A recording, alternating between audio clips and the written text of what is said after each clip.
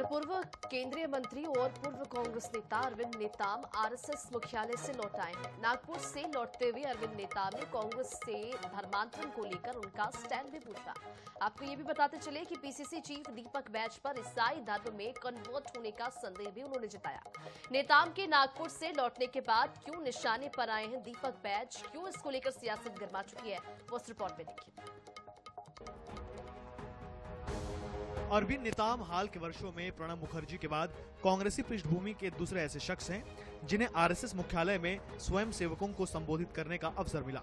नागपुर से लौटने के बाद नेताम ने जहां आरएसएस के साथ मिलकर धर्मांतरण के खिलाफ काम करने की बात कही, आरएसएस की भाषा बोलने के बयान पर पीसीसी चीफ दीपक बैज को निशाने पर लिया। नेताम ने कहा कि अब तो संदेह होता है कि कहीं दीपक बैज भी कन्वर्ट तो नहीं हो गए। उनको तो अतः पता नहीं ना, हमारी जीवन में 60 साल की पब्लिक लाइफ में क्या वो तो पैदा भी नहीं हुए ना।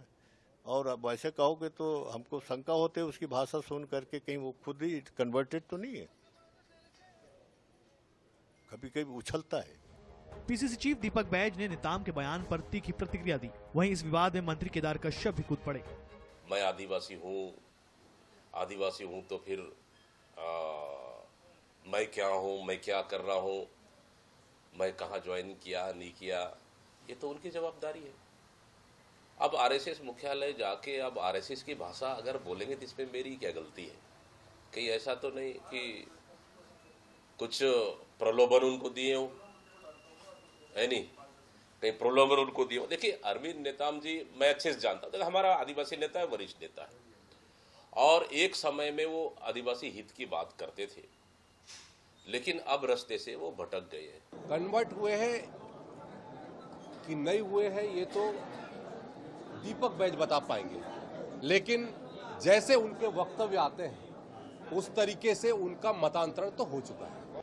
आरएसएस मुख्यालय से लौटने के बाद नेताम के बदले सुर ने प्रदेश की सियासत तो गर्मा ही दी है। धर्मांतरण को लेकर नई बहस भी छोड़ दी है। ऐसे में संभव है कि नेताम बस्तर में धर्मांतरण के खिलाफ आरएसएस के सहयोग से बड़ा मोर्चा खोल सकते हैं। वहीं उनकी नई सियासी पारी को लेकर भी अटकलें लग रही हैं।